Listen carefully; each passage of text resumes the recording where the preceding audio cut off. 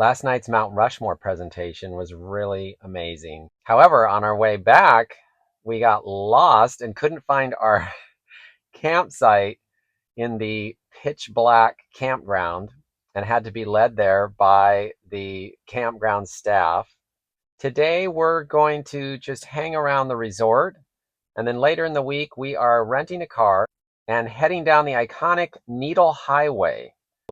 We'll be stopping at Sylvan Lake paddleboarding. Then we'll be heading into Custer State Park looking for some bison, as well as a breathtaking horseback ride through the Black Hills of South Dakota. So stick around for another episode of The Rolling Escape.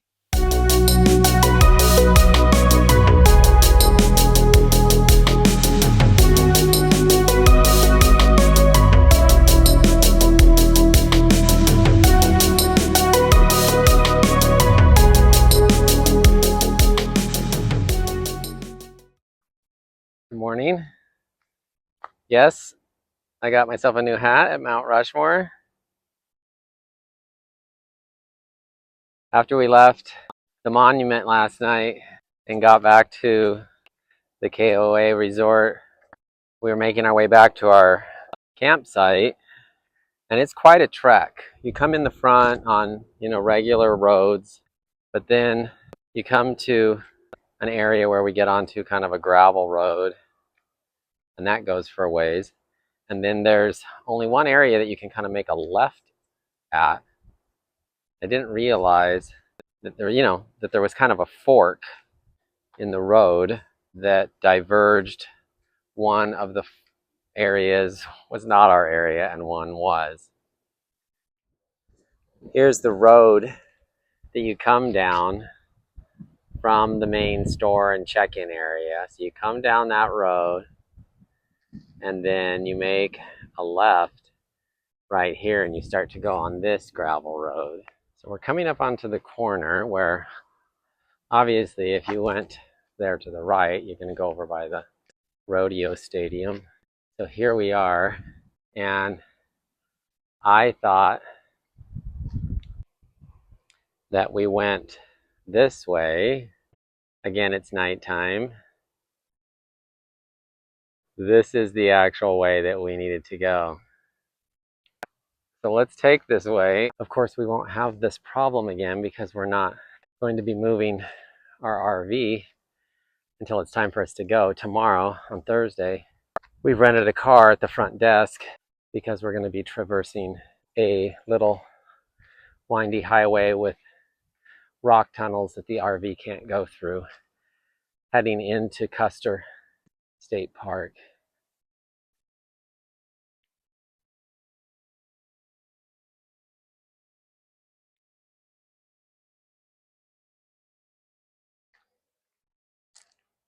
Hi, Kennedy. It's nice and refreshing, but it's really cold.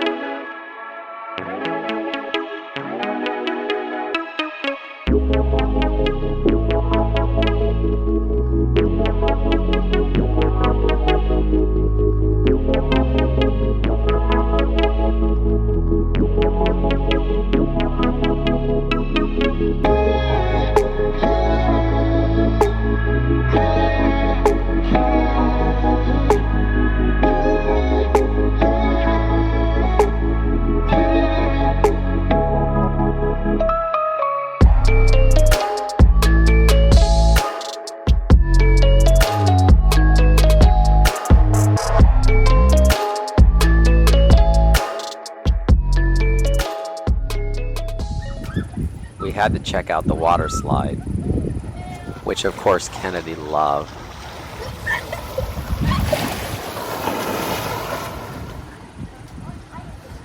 And it was all going well until Kennedy and I went down the slide together and I smacked my chin on the back of her head.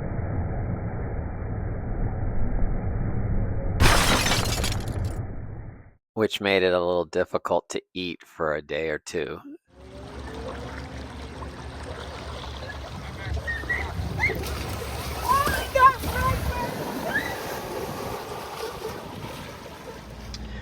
Well, I guess we're halfway through our trip. I was just realizing that we left on a Friday, and it's now been a week and a half of our 3-week trip. So we have the rest of this week and all of next week, and then we'll be back home. We've been spending today really lazily. The whole afternoon. We had some lunch, and then we're napping. I've gone on a walk, been sitting here reading. Super peaceful. It's hot, but there's a breeze blowing, and if you're in the shade, it's not too bad. I just realized you could see the lake from here, or the little pond, I should say.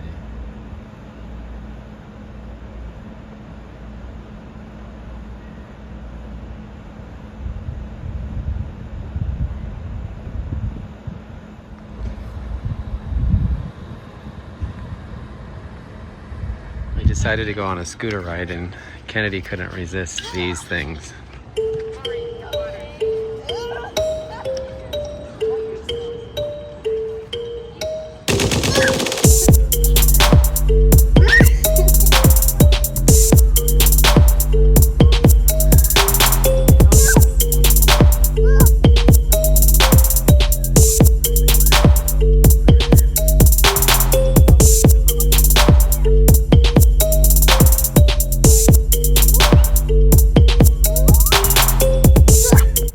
The other pool area.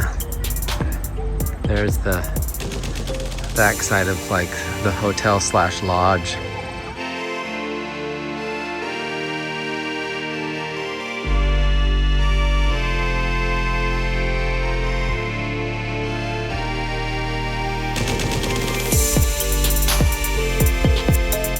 Decided to follow this UTV road. Goes off into the forest. Leads directly out of our KOA area.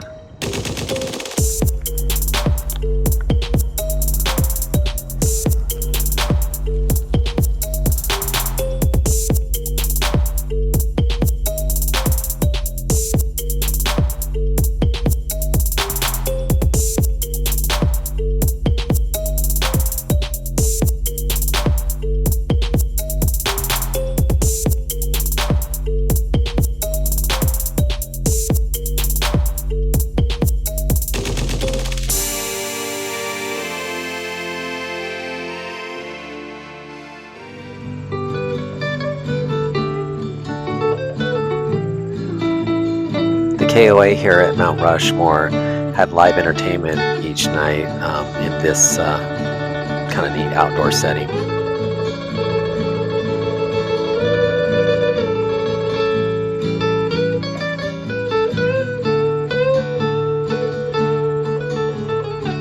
We came back from our scooter ride to find Mr. Bunny here. After a nice dinner at our picnic table under the pines, I had to come down and get some ice cream.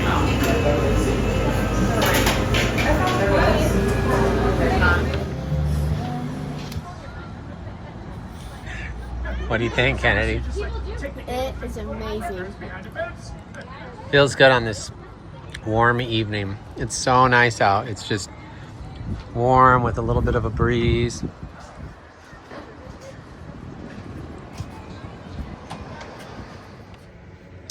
We're having a simple breakfast this morning of just cereal and some applesauce because we've gotten up early to go on an 8 o'clock horseback ride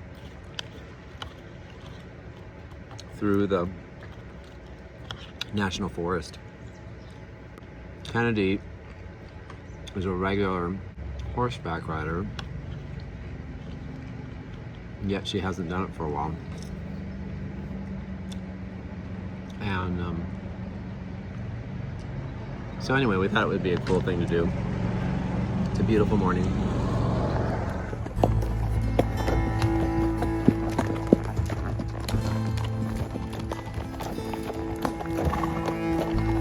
We're off on our horse ride.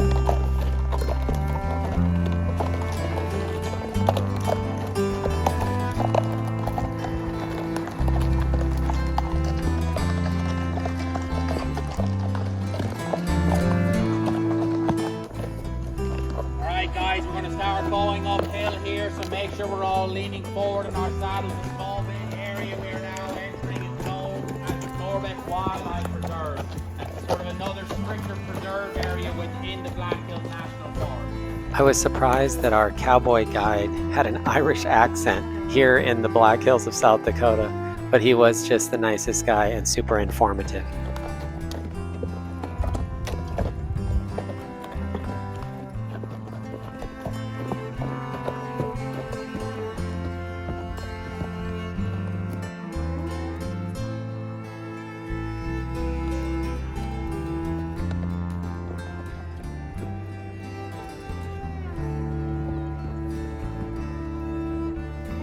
We have silver birch trees, which again are the white trees, but their bark resembles paper when you peel it off.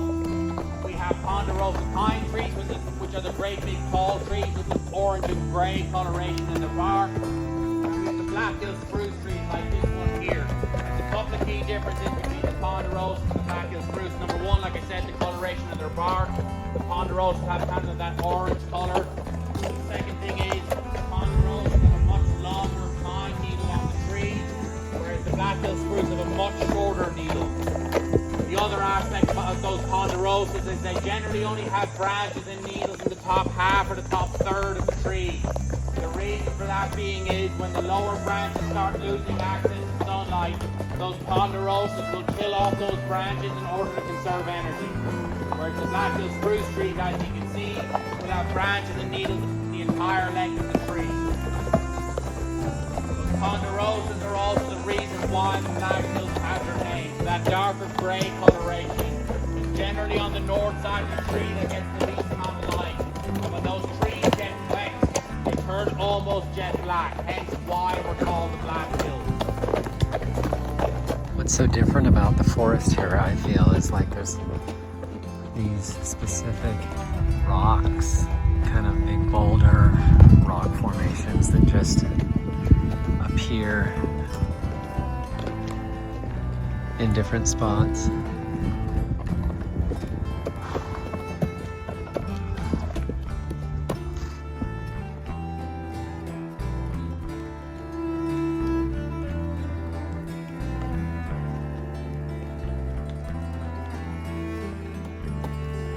We're on the Elk Ridge Trail, and the guide was just saying that the Elk Ridge, the top of Elk Ridge, is 7,200 feet above sea level. It's one of the highest points in all of the Black Hills.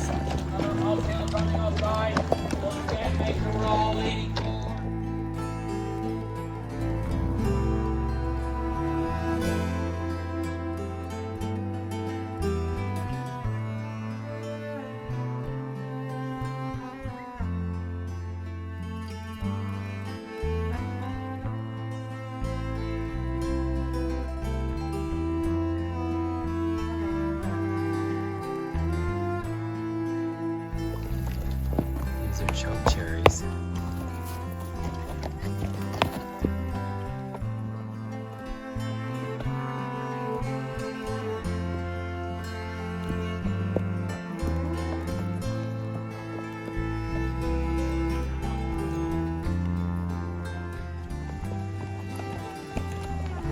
You can hear the creek down below.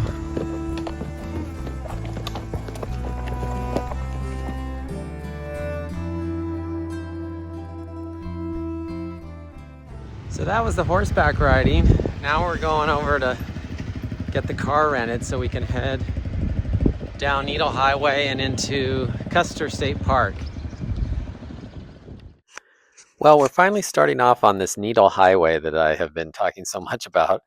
You can clearly see why we can't take our RV on this road. Along The Needle Highway is a really kind of breathtaking and interesting lake, a very small natural lake called Sylvan Lake. And so we're going to be stopping there before we continue on along Needle Highway.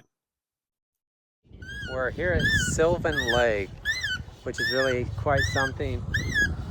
And we're blowing up the paddleboard. Decided to just inflate one paddleboard and take turns, just because we're just here stopping for a little bit.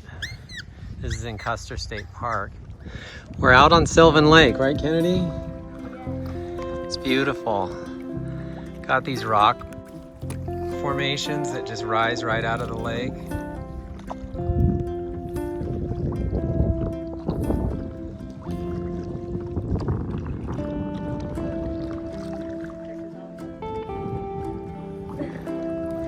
The wind is literally just going straight against.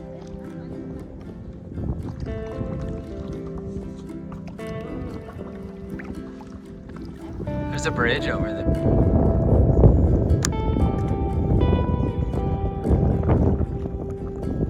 Came to shore in this little cove.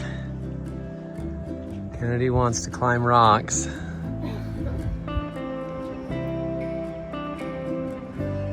But it's just so interesting, all the like natural beauties. You've got little wildflowers right here,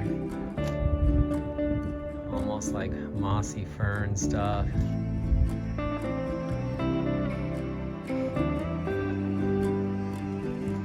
So it turns out that this lake is not a natural lake.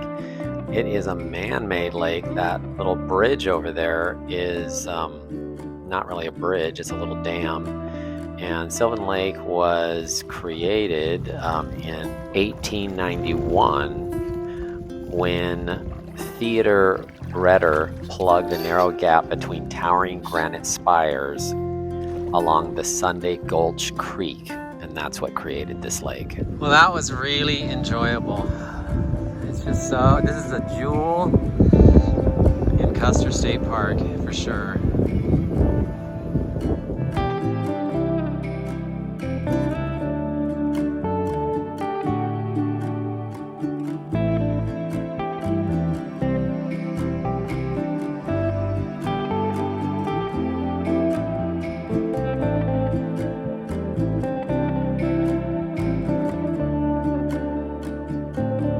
This is why they call it Needle Highway, because of these needle-like rocks.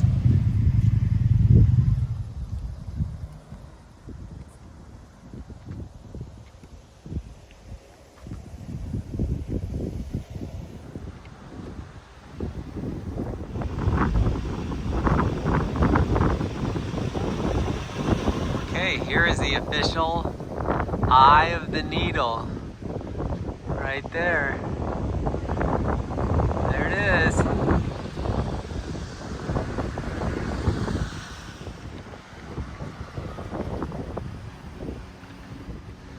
It's beautiful.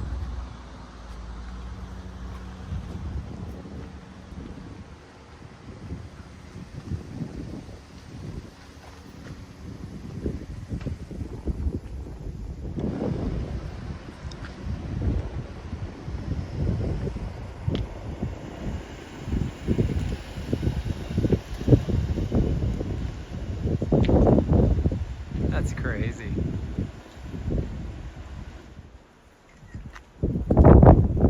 We're driving right through there.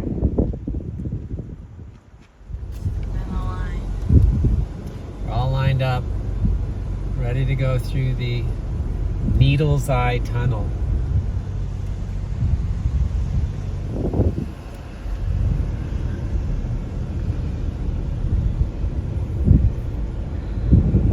It's just crazy. It's so crazy. I definitely have never driven through such a narrow tunnel.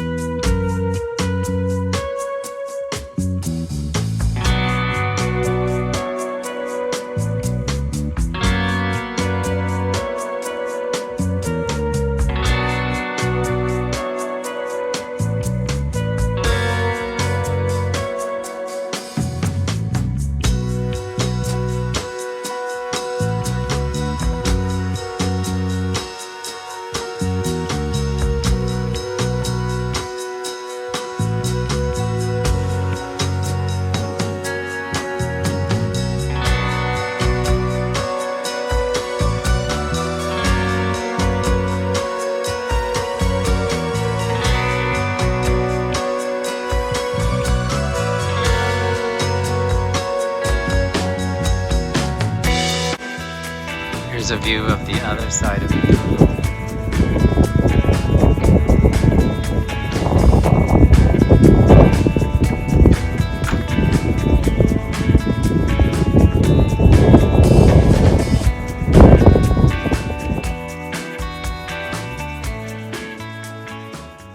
We pulled at a stop called Hole in the Wall, and I'm sure we're going to discover why it is called that. How beautiful is that?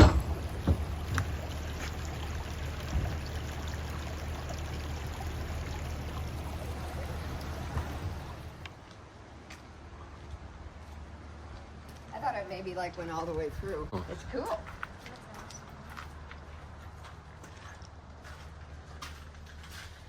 Here's the hole. You feel how cool it is in here.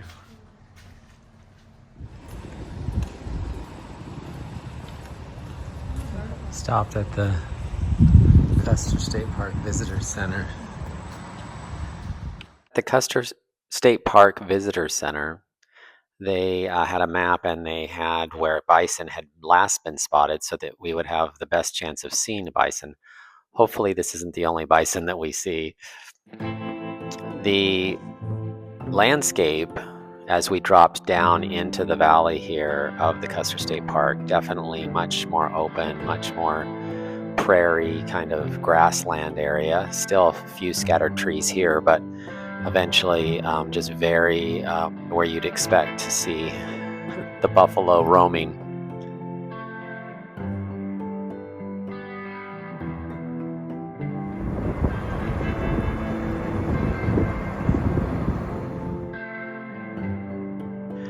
One of our first animal sightings was the wild burros that were right alongside the road. Mothers with their babies. We were able to stop and get out, and they were super tame and friendly. We really got a kick out of them.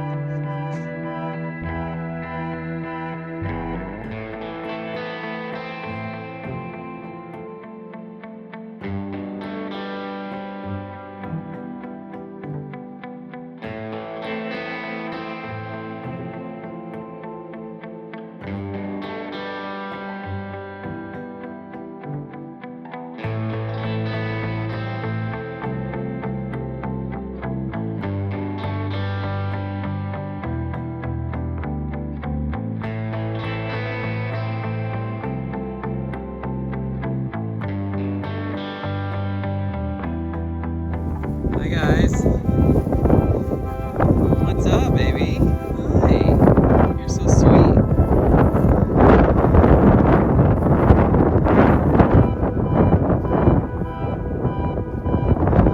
That's the sweetest little things.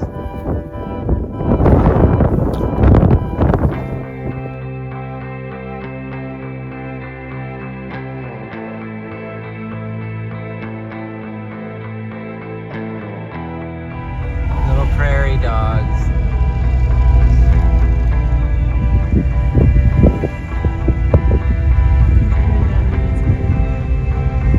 We got out and followed a little trail because we saw clear evidence of the buffalo in this area, but they must have moved on through. You can see they've been in here. Buffalo Chip.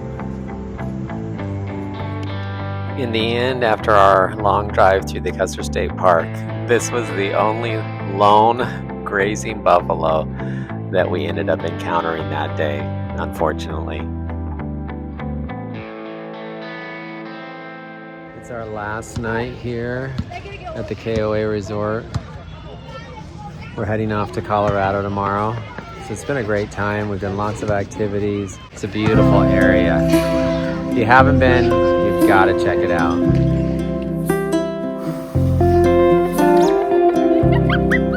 Make sure you catch our next episode as we head into Colorado and some breathtaking areas in that state. Thanks for watching. Make sure you like and subscribe.